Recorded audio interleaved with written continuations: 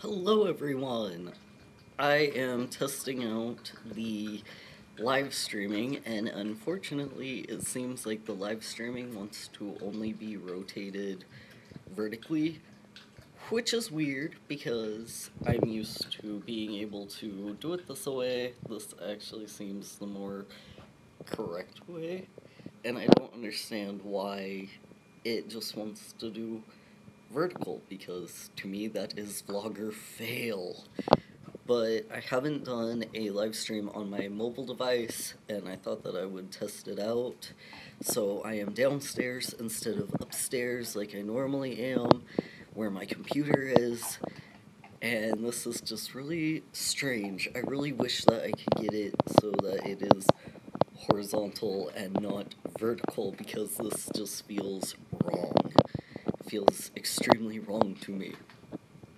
But I am down here, and I saw some shoes that I had bought, and something that is really strange for me is shoes that do not fit. I am used to my shoes fitting, even if they're super tiny, because I have pretty small feet, and I got these in the mail, and they just do not fit.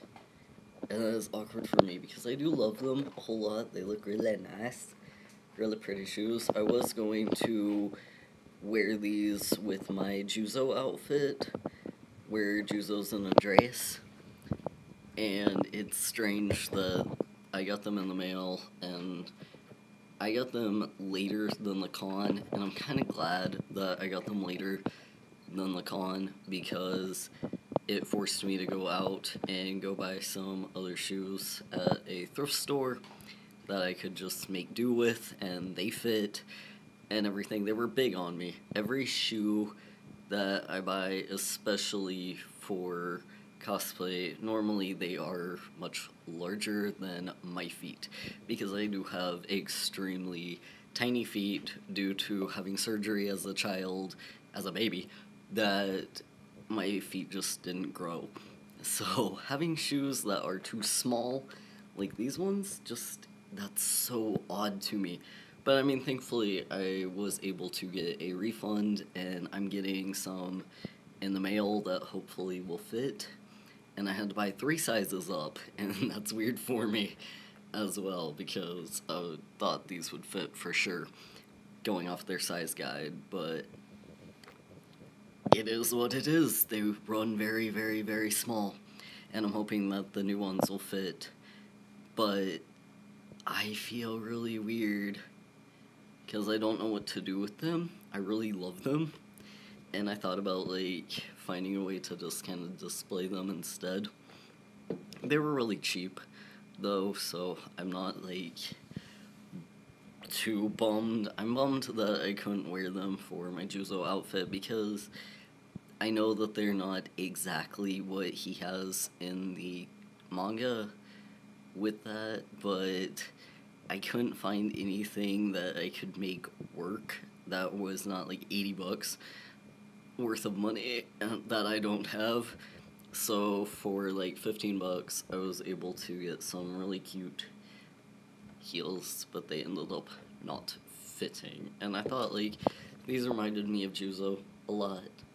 But in the manga, he wears, with that dress, he wears 2 different colored shoes. He wears black shoes and white shoes, like one black shoe and one white shoe, and then they've got stripes, and I couldn't find anything that would work. And I'm pretty sure that he wasn't wearing heels and that he was wearing flats, so I bought some flat boots that I made work, even though I only had black ones, but that is okay. I can make do with that, but it's really weird too. I put them on my feet thinking like, oh, they're tiny, they'll fit, yay. And then I put them on my feet and I was like, or they're too tiny and they don't fit. I can't even get them zipped up. They have the zipper, and I can't get them fully zipped up whenever they're on my feet. It's really weird for me. Really, really, really weird. But it is what it is. Cosplay is such a weird thing. I also was interviewed about cosplay on a radio show or a podcast. Used to be a radio show and is now a podcast.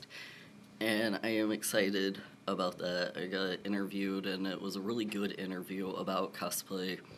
It was geared towards like parents of cosplayers, like what advice I would give to parents if their kids are wanting to pursue cosplay, kind of give them an idea of what cosplay is, because cosplay has become a more popularized thing.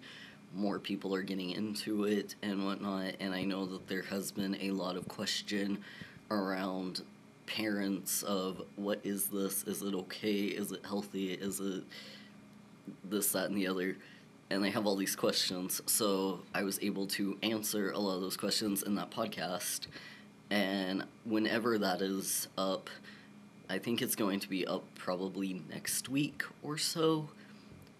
It's either next week or the week after next.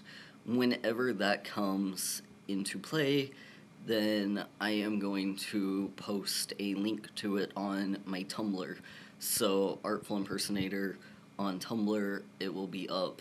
But it was a really fun podcast. I have never really been interviewed like that before on how I would explain cosplay to a parent and the benefits of cosplay to a parent. I've normally just talked to all of you, or I've done cosplay interviews that people already know cosplay, it's for cosplayers and stuff like that, so it was kind of nice to be able to kind of change that up a little bit and tell parents what cosplay is, because I truly think that it is an amazing opportunity for people to express themselves and learn a whole bunch of skills. It's a hobby within many hobbies, or it's hobbies within one hobby, because you learn how to do just so much from it, like sewing and haircutting and makeup.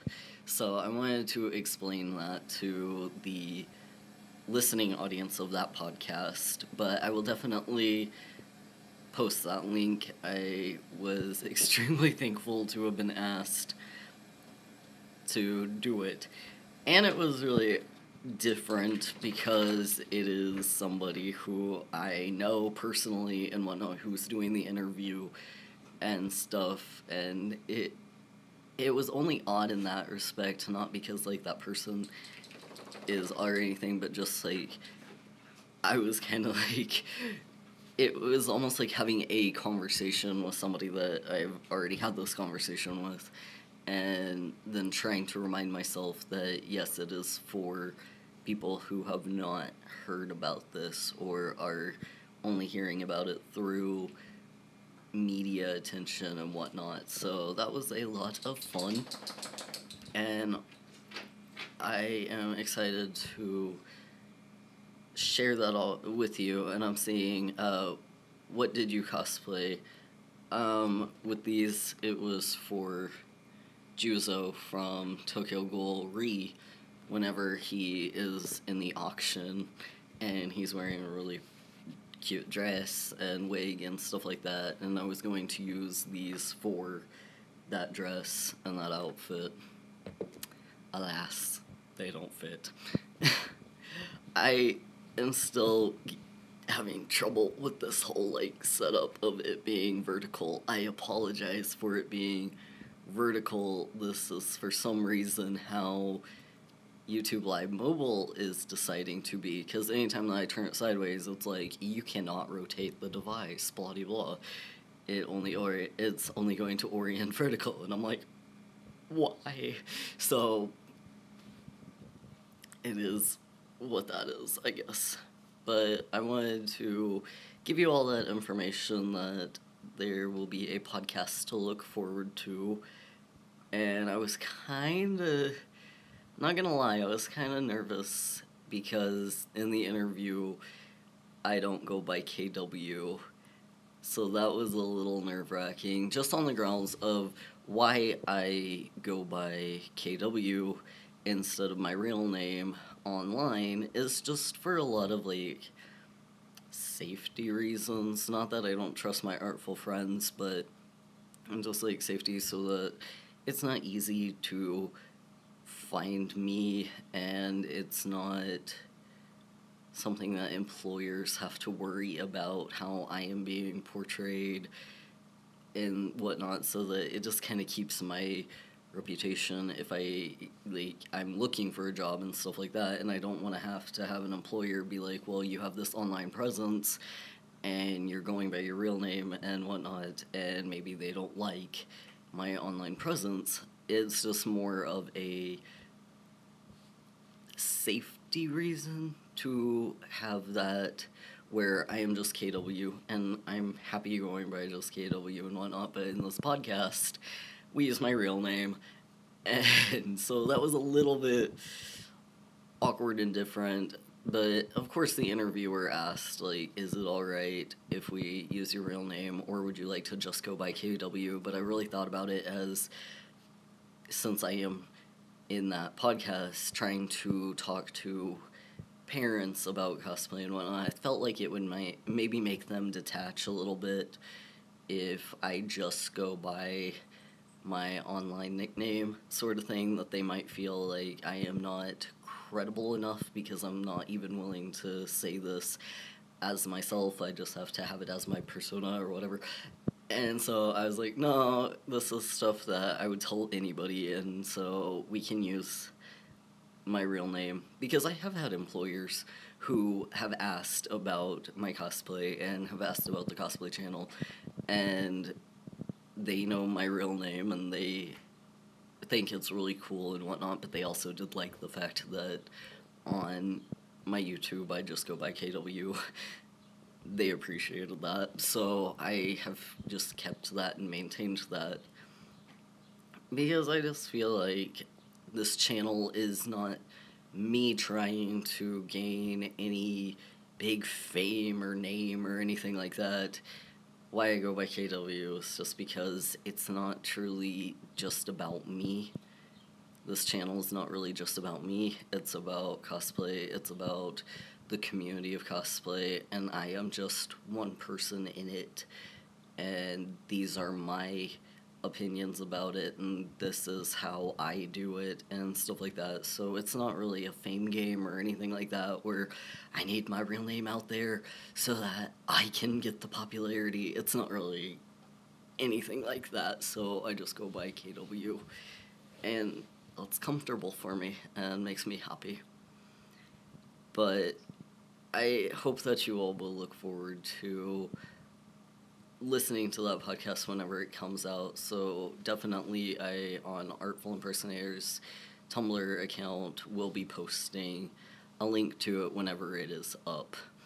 And it is, I believe, in iTunes. Don't quote me on that, but I believe it's an iTunes podcast.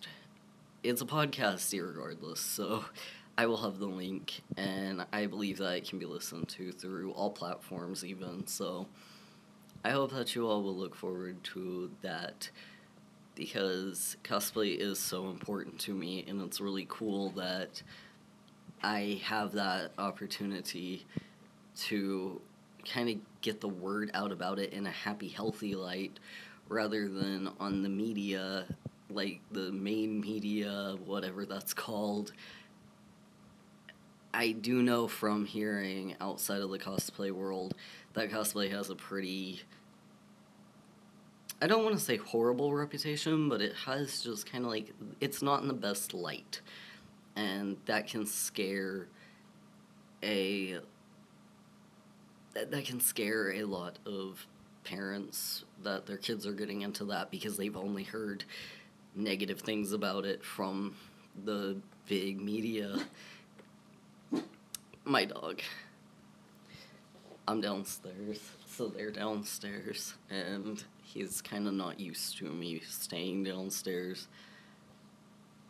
I don't really stay down here, so it's kind of awkward for me even, because I'm normally upstairs. I have agoraphobia, so downstairs, like, if you'll look at this living room, oh, look up my mess.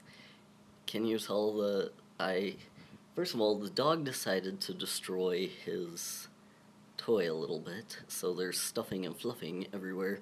But also, I had done a cosplay video shoot somewhere, and I have yet to take that upstairs. Inappropriate.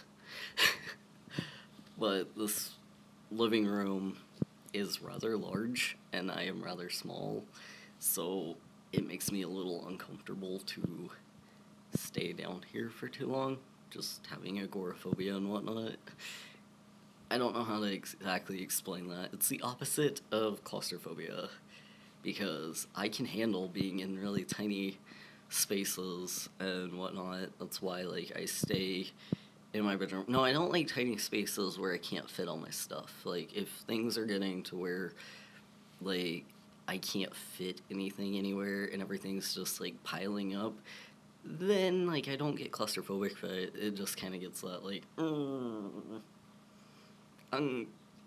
unclean sort of thing. But I definitely don't like also having really large spaces, even though it fits all my stuff, and that's nice. But I'll tend to stay in the smaller areas and just kind of like place myself there, even though I have a really big bedroom.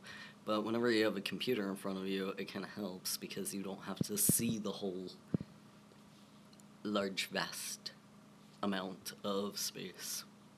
It's an apartment, so, like, I say large, vast space, but to most people, this would probably be pretty tiny, and you'd feel cooped up if you lived like me. But I have to move soon. I've been able to, like, figure out that, okay, I don't have to move super, super soon like I thought, but I have, like, a month or less than a month, and I definitely have to be out, and I don't have a place to go, and that's freaking me out, because I haven't been able to find a job. I've been job hunting.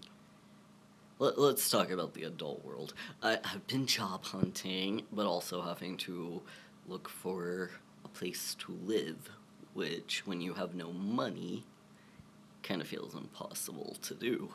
So I'm just kind of like, I don't have a clue what I'm going to do with my life. Last night, I spent a good majority till 4 a.m. looking for jobs and apartments, and it wasn't working out. And I was freaking out because I was like, I don't have time to be dealing with this. I need this already. So I was trying to find anything as fast as I possibly can. But all in good time, I guess. It'll happen, I hope. But I also don't want to get a tinier place than this one, because I do have so much shit. I'm just gonna be honest. Like, I've been throwing things away, and I've been, like, cleaning and trying to limit what I have just so that I'll be able to move a little bit easier.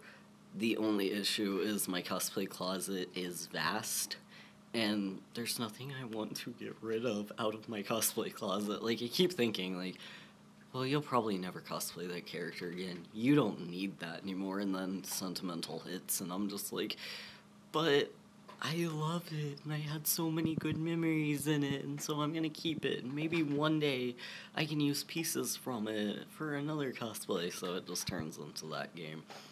So I need a place that can handle my cosplay closet, because my cosplay closet is the biggest closet in my place.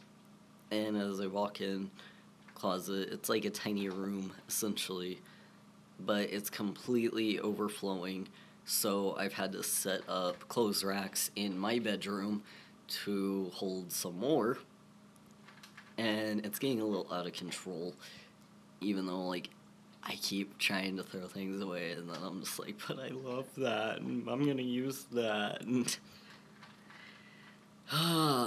the joys. So I need a place that can handle my cosplay closet, because I have more cosplays than I do real everyday clothes. I have a lot more cosplay shoes than I have real shoes. I have like 3 shoes that are mine that I wear every day, whereas my cosplay shoe collection is insane and just keeps getting added to a lot more. God bless. And then, like, my outfits are going to require a lot of hanging space or some drawers or something. So it's just been weird. My tinier closet holds all of my real clothes, and the thing about my clothes is most of my outfits, like most of my clothing other than pants, because unfortunately, like, I get holes in my pants or they stop fitting, but like shirts and whatnot, most of those I've owned since I was 14. Most of my clothing, like, I've had for over 10 years, and so I don't have a whole lot of clothes, which is great and fine by me. That's why, like, I always rewear clothing and whatnot, just because I don't have too many. Like, I have a lot, but a good majority of them are from when I was 14. And I don't know why, but, like, change is a difficult thing for me. I hate change, even though the only thing constant is change. Everything changes, everything has to change, but I absolutely despise change. So even my clothing, I don't change. I don't buy too many new things, because I'm like, well, I already have a shirt. Why do I need to buy a shirt? Lately, though, I have bought a few t-shirts. I bought 3 t-shirts not too long ago, like, from the con. I bought, like, 3 shirts for con, or from the con, like, that are regular shirts, but they're anime shirts. 2 of them are anime. They came from Hot Topic. I got Yuri on Ice, and then I got a Tokyo Ghoul one. And then one I bought at the con itself, and that one was a skeleton giving his jawbone as a crown to his girlfriend. And I absolutely adored that, and I was like, I need that shirt so badly. So that's kind of how I buy new clothes, is not too much and not too often. And I'm used to, like, I buy button-downs. I really love my plaid button-downs, so that's what I buy most of. And then somebody asked, how many cosplays do I have? And I was asked that on the podcast, and I don't actually have an exact number of how many cosplays that I have, but I know with Homestuck it accumulated a lot, because Homestuck has a lot of characters. And so I was kind of going through that, but then also all my other ones that are not Homestuck. And I don't have an exact number, but I know it's over 30. I have a lot. And that's just character. That's not just outfit. So as far as outfits for characters, because a lot of my characters will get, like, 1 or 2 outfits a piece. And so, yeah, it just adds up. Because, like, think of Roxy. She's got her casual outfit, and then she has her god tier. But then I also did Roxy at a prom-styled meetup sort of thing. So I got her a prom outfit, and so things just like that accumulate, so those become cosplay outfits. But as far as just how many characters do I cosplay, like how many characters, just without how many outfits they have, but how many characters, about 30. Like, probably more than 30, but about that. And that's just because, like, I change fandoms. I don't like change, though, so I always stick with every single fandom that I've ever been in. So if I've been in that fandom, I stay in that fandom for life. Even if I get new fandoms and acquire new fandoms, I will always still be in the fandoms that I've started out in, and so I still will love to cosplay from them, and I will love to roleplay them, or I'll love like stuff like that. So I've never left any fandoms. I'm always in every fandom that I've been in and love them and can still instantly get right back into them if anybody brings them up. And I know that was weird because, like, having the friends that I did have, they would change fandoms just in a breath, and they didn't want to look back, really. Like, the thing that I noticed was they would exhaust themselves with a fandom, so they would love the fandom and get everything that they possibly could out of that fandom, sap it dry, and then be like, there's nothing left here, move on to the next one, do that with the next one, sort of thing. Which is fine, but that's not how I work. I can exhaust myself on fandoms for life and always be into it, and still, even if I think there's nothing new to get out of the fandom, I still am in it, and I still am very hardcore into it.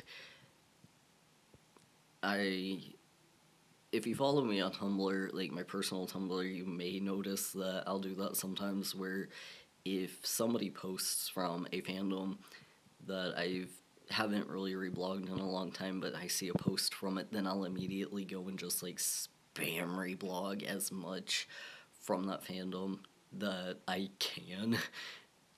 Especially if it's OTPs. OTPs never die. They never die. Something that I enjoy about the fictional world is that those relationships can stay for eternity and whatnot, and I am an attachment person, so the second that I get attached to somebody or something, that's not going to die, that's not going to wear out, that's not going to change ever. I'm always going to be obsessive, and so with my OTPs, I'm a lot like that, I stay obsessive with my OTPs, even if they're old and even if I've seen all the fan art and whatnot. I adore them, and that won't change, so I'm stay very, very hardcore dedicated. I'm a very dedicated person. Even if, like, I get mad at the fandom, or even if I get mad at how that character treated that character in my OTP or whatever, I never can hate them, and I never will, like, change my opinion on them. Because, like, a lot of people say, like, that's an unhealthy relationship, or that's a bad OTP because it's unhealthy and blah, blah, blah. And the fictional world is completely different from the real world. And so just because I am accepting of an unhealthy relationship as my OTP does not mean that I would be okay with that if they were real people.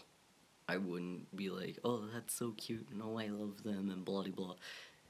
Think like in Homestuck, they have hate relationships, and the relationship is passionate hate.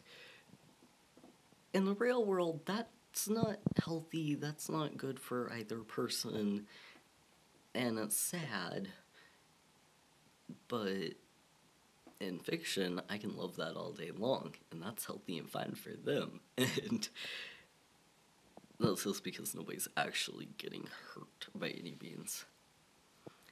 I did have the joke brought up not too long ago that essentially my mate spirit ship turned into a Kismesis, and that's why, like, I'm being ignored and hated and stuff, is just because it turned into a Kismestitude relationship. And I was just kind of like, that actually, as stupid as that sounded, like, at first, it actually made me feel better. I'm not gonna lie, it actually made me feel a little bit better. Like, the relationship's not dead, it just changed into a different type of relationship, and yes, it may not be healthy for humans and whatnot, but it actually made me feel just a little bit better to think about it like that, oh, they're just being true to the Kismisitude and hating me and ignoring me, even though I didn't want that, and even though I don't hate them or anything like that, but it helped to kind of put it into that terms, even though I just hate change, and I didn't ever want to change to hate and ignoring or anything like that, but since that's what they want, then somehow thinking of it in those terms made it easier for me to be happy for them and not be upset and whatnot, because at least they're happy with that, and so them being happy makes me happy. So yeah, weird Kismisitude, but it somehow made sense whenever it was said, so I just let it be like, okay, that's what we have. I did get back from the doctor today, and we talked about a lot of stuff, but definitely about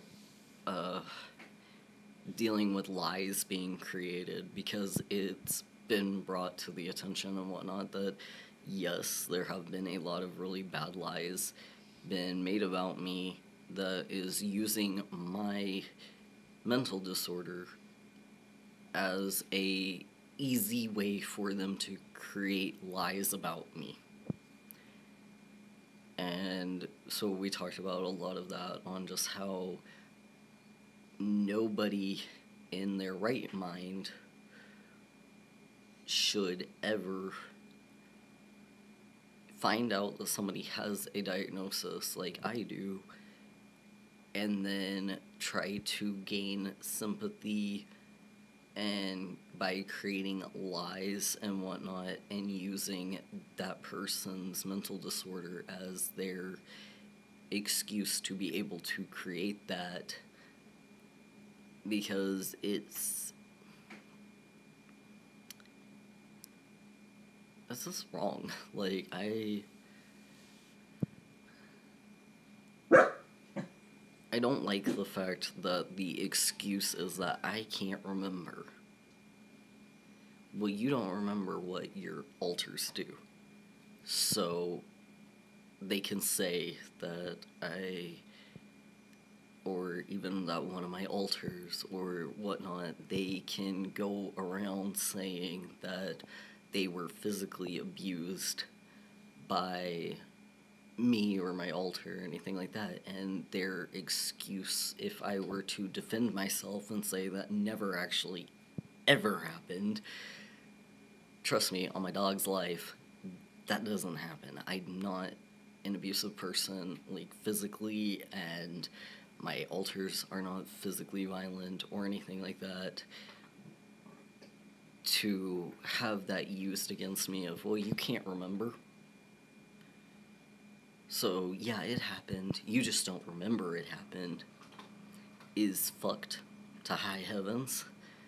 It's not okay. And so being at the doctor today helped a lot to be able to express that really does hurt, and that really is fucked up, and somebody that I trusted so much in my life and loved so much and whatnot is now saying stuff like that absolutely murders me. And the fact that my disorder is being used against me more than technically it already has been used against me, just basically me against me sort of thing. But to then be told, like, oh, well, they're spreading around that you hit them and whatnot, and you just don't remember it because you can't remember what your alters do, is fucked. And getting to talk to my doctor and have my doctor explain that there are certain and I'm not going to say, like, the diagnosis or anything that was given, like, of what they feel that person is or whatnot, but, like, people like that they will do that, and they'll make you feel absolutely insane after a breakup and they will make you just feel like you are absolutely psycho and that they're the only ones correct and they're the victim, and when there were no victims, but they'll make themselves out to be the victim because they want the sympathy, they want the pity, and so they'll use everything they can against you, and definitely use your mental disorder against you to make you feel absolutely psychotic and like you don't remember anything, and that you really could be abusive and whatnot. And the thing is, like, whenever I went into therapy, it was because I was, like, owning up to the fact that, yeah, I was verbally and mentally abusive and whatnot, and that can be fixed and that can be changed. I was raised to believe that's just kind of how families talk, that's just how partners talk and whatnot, because of just my lifestyle of growing up and whatnot. And so I went into therapy as I'm an abusive person, mentally and emotionally, not physically.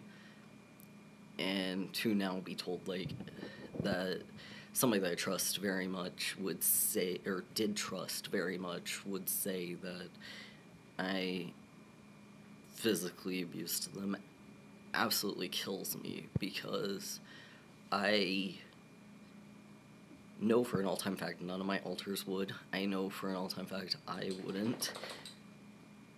That's just not who my alters are, that's not who I am. And on my dog's life, I swear to God that I swear on my dog, who is the most important, always stays with me. My alters don't punch, my alters don't hit. The worst that they have ever done as far as hitting or anything like that is if I get really scared, if somebody will, like, touch me without my knowledge. So, like, if I get hugged from behind, my first instinct, unfortunately, and that is PTSD, and I've had it told to me 1,000 times that PTSD reactions are not abuse. And I never saw it as abuse either, because my partner at the time, who is now saying that I'm physically abusive, they have PTSD, and I got hit many a times for the PTSD reactions, and that's just because that's how PTSD works. The only thing that is always consistent is, even in a PTSD horrible reaction of being touched or whatnot, it's never a violent hit. It is a defensive hit. So, like, I've had where somebody has come up and hugged me from behind without my knowledge that they were going to do that, and my first instinct was to just elbow back. Kind of like with karate, the self-defense and whatnot, they teach you to, like, do that. And that is my PTSD reaction, is just to get it away. That never happened to my partner. I know that for an all-time fact, because with my partner, we had a lot of trust established. They didn't touch me without giving some sort of warning that I knew they were going to touch me. And then, like, PTSD, like, it's never been a punch. Punches have never been thrown, even in blackout PTSD. Punches have never ever been thrown. And I've had some horrible PTSD reactions where, like, the worst thing I've ever done violently was one of my alters broke a coffee table, because none of my alters want to hurt other people at all. They don't want to physically hurt anybody, because I'm tiny, and they know that they're tiny, like, and they don't like hurting people physically. That's not an okay thing. And so the worst ever done was a broken glass coffee table, out of just absolute freak out, horrible situation. Broken glass coffee table, and then immediately paying for it, like, within the same hour, paying for it to get it fixed. And so to be told, like, oh, well, you just don't remember that you hit somebody, you don't know what your alters do. To have my disorder used against me in such a way is just appalling, because I trusted that person. That person never, ever, ever, ever, ever brought up to me, like, oh, I got hit. They never said, like, you hit me, and stuff like that. They always, even during the breakup, was like, I hold no animosity towards this, that, and the other, and I was safe with you, and stuff like that, and just kind of, like, it was from, like, especially one of my alters completely took over at one point during the breakup, so I have no memory of some of the good parts of the breakup, healthy part of breaking up. Because with me, I was so beyond detaching. I didn't want to believe that we were breaking up, so I detached a lot and allowed, just, like, not knowing I had alters at the time, but allowed them to take over. So I only remembered bad bits, and I still only remember bad bits of it.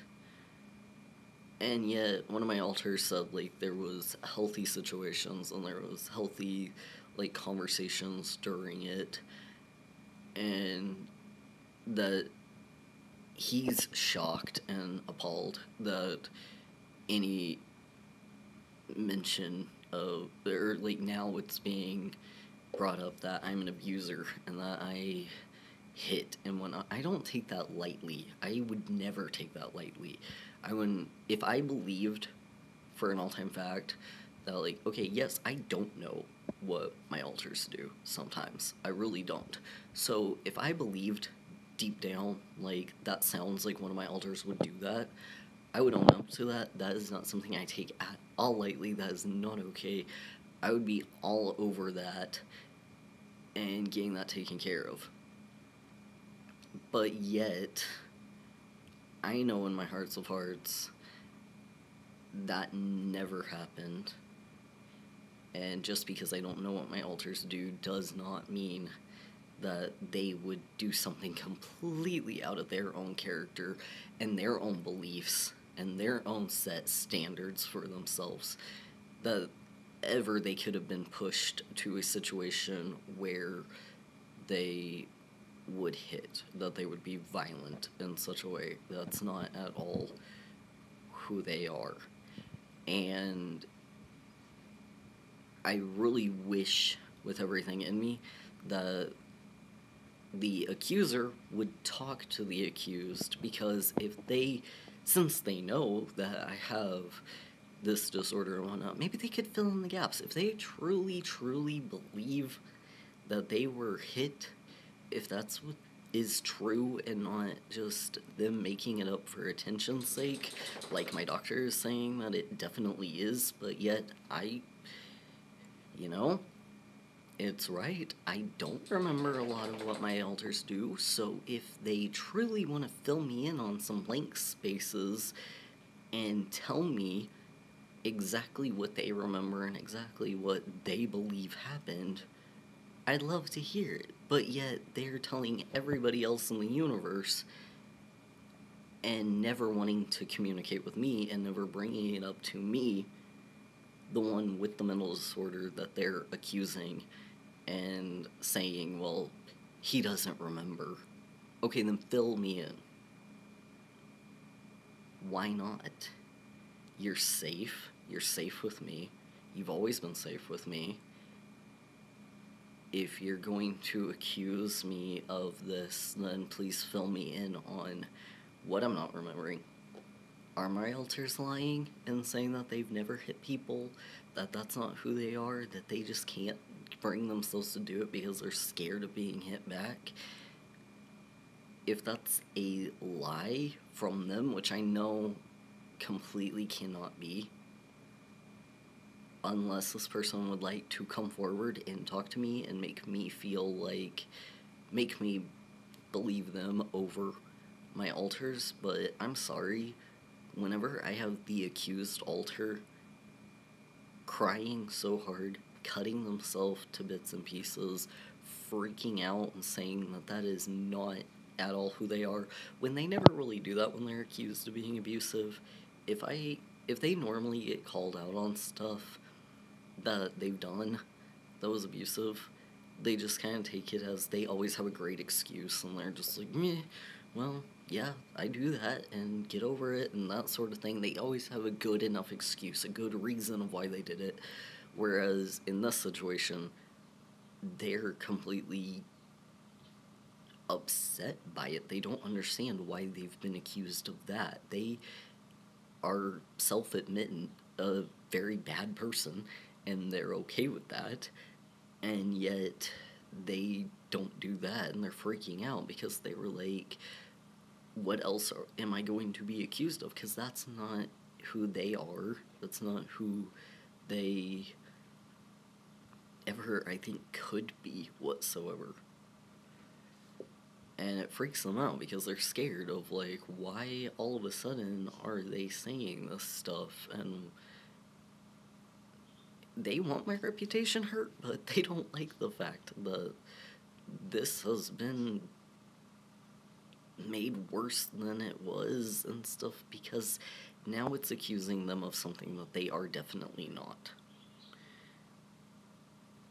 And I'm not okay with that either. I'm not okay with any of my alters being accused of something like that, or myself being accused of anything like that. But if it were true, I would be all over that to get that taken care of and be like, fuck that, I'm not that type of person. I would never be that type of person. I would get rid of my pets to keep them safe if that ended up being true. If I'm actually the type of person who would hit somebody out of anger or anything like that, then my pets aren't safe. Then nobody's safe around me. Like, that's something I take very, very fucking seriously. That is not something that I would ever just be like, oh, well, they're lying, that never happened, and go about my life and not actually know if that happened or not. No, I've been taking this excruciatingly seriously. Especially whenever you have blackout situations to where, yeah, you need to take it seriously. You don't remember what you do. So, are you a safe human being? Are your alters really safe people and whatnot? I don't take it lightly. So to hear that, and to now definitely, after talking to my doctor and getting things kind of established of what may be going on and whatnot, helps. But it doesn't help the fact that that just makes me feel betrayed and feel like I can never be a good person in this person's mind. They had to create me. Basically, my doctor said that they had to create me into a monster in order to not feel guilty for anything they did or feel guilty about the breakup and stuff like that. But that hurts. That fucking sucks. Because I don't understand, I haven't turned them into a monster, and, I know one of my alters did. I'm going to say that. One of my alters went around spreading complete lies and bullshit and just trying to turn them into a horrible person, and I don't take that lightly either. I will not take that lightly. So that was handled and taken care of many months ago to get them to fucking stop, get them to not, and I know that they still do, but they don't do it publicly anymore, which is good. They'll do it to just personal people, which, yes, is still awful. Yes, is still evil, still is not okay. I don't take it lightly at all, but it's getting worked on to where, yes, they don't do it publicly, thank God. And so I have to still get them to not do it to private parties or anything like that, because that's fucked up and screwed up. You can't just make up lies about people and say awful, horrible things about people and then expect that to be okay, no matter how you do it. So that alter's being taken care of and whatnot, but I just, I don't understand why it turned into what it turned into, to where I'm magically an abusive person that can't be trusted and is not safe. Supposedly, that person's not safe and doesn't feel safe about me, with me, when they couldn't be safer with me. Like, they're excruciatingly safe. And even more so now that I actually have a handle on the fact that I know that I have alters and I know which ones are bad. Like, they would be 1,000 times more safe than that whenever we were together for many years and I didn't know I had alters. I didn't know any of my alters were not the best of people and could be mentally and verbally abusive and whatnot. They're even more safe, and yet they're like, I'm not safe, I got beat up, or I got hit, or, like, I've been told tons of bullshit that I just don't understand why that has become a thing. The only thing is, there's a pattern in it that my doctors and I talked about. There's a pattern in all of their relationships turn into that. So I got caught in the loop of, I'm another abusive ex, I'm another physically abusive ex, and whatnot. Which hurts, which sucks, because listening to my other alter talk about, like, the healthy parts of the breakup that I don't remember, it makes me sad. Because, like, they supposedly said, like, that they felt safe, they held no animosity towards things, and that they very much loved me, and there was a lot of trust, but trust was broken, and they finally had to go take care of them. They needed to break up to take care of themselves, to get to know themselves better, and whatnot. I don't remember any of this, but my alter tells me, like, that's what happened, and stuff like that. And that it didn't turn unsafe until the female alter decided now was her chance to completely tarnish the good breakup and to completely destroy that person for breaking up. And that was not at all okay, and that was dealt with very fucking seriously. That was dealt with horrifically. Like, that was a nightmare. But thankfully that nightmare is over, and the female has come to be a little bit better as time goes on and whatnot. But yeah, it's there's a lot of things that go into it, and I don't know. I just wish that the accuser and the accusee could talk. I wish that we could have a healthy conversation, adult to adult, about what the fuck is going on, because we had an absolutely incredible relationship. It was a healthy relationship for the most part, not always, but in retrospect, when you put it all together, and you put even all my alter stories together and whatnot, like, it was a healthy relationship. It wasn't just a toxic relationship like it's been made out to be and how it ended as. And it's sad that we can't communicate because they don't want to communicate at all about how to make things right, and maybe not to get back into a relationship or anything, but how to make things right between two human beings. How to create a healthier goodbye, basically, or just, like, so that if we go to the same con, it's not a horrible, gotta avoid, gotta not make eye contact, gotta this, that, and the other. How do we make two separate human beings healthy again with each other and whatnot? I don't know. That's up to them. And one day when they would like to not have such a storm cloud hanging over their head, because right now that's all it is, and they're wanting everybody to shield them with an umbrella and get that sympathy out of it, whereas I am hoping to kind of create some, like, clear the storms for everybody in a healthy, happy manner, in a healthy manner, and yes, it's going to be upsetting, but, like, in a healthy, positive way of finishing things and getting things to be okay again as two individual human beings who can finally have a healthy connection as two human beings, and not a complete connection, obviously, because it's not what they want, but just to where there's not this grudges or whatnot held against each other, because I've played that game. I was with them for many years. I know how their circle works, is grudges can be held for a lifetime, and it's very unhealthy for them.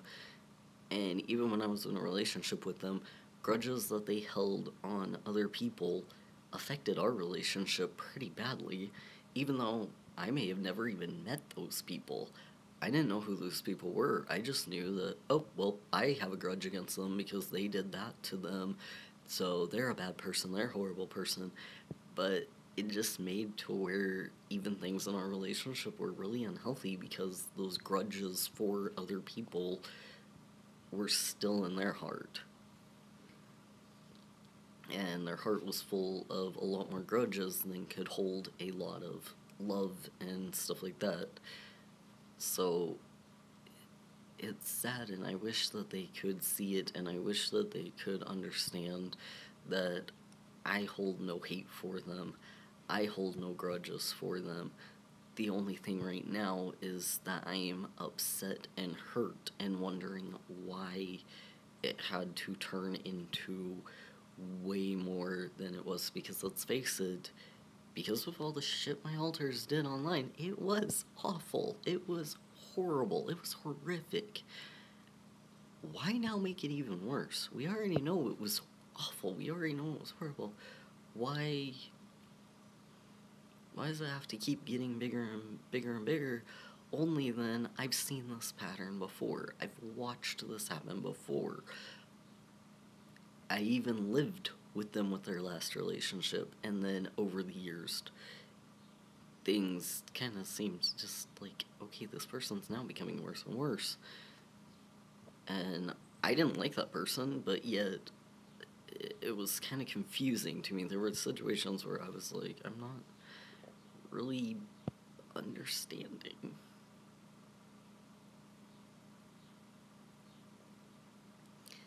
Things just kept getting blown bigger and bigger and bigger. And especially now having doctors who I am so thankful for, because they only want me to be the person that I want to be, which is a happy, healthy person who is healthy and can make people happy to be around. And they're helping me tremendously with that. But, I mean, at the end of the day, though, I'm still very hurt and still very confused and still just depressed. Very depressed. Because I just can't understand how everything fell apart to such an extreme that it's going to stay completely broken for the rest of my life. And I'm always going to have this hurt, and always going to have this betrayal, and always going to just feel depressed, and so are they. And it doesn't matter how I could move on, and how many people I could meet, or a new relationship that I could get into, I'm still forever going to have the fact that something amazing was lost and destroyed in such a way in front of me in the loss. But you never know. But right now, I'm dealing with shoes that don't fit and a head that don't work. But thank you all so much for watching. This is weird still being vertical and this live stream being here, but thank you all very much for watching. I've got to go though, but thank you all very much for being here, for listening, and I will see you all next time. Thank you. Bye. How do I turn this off? There we go.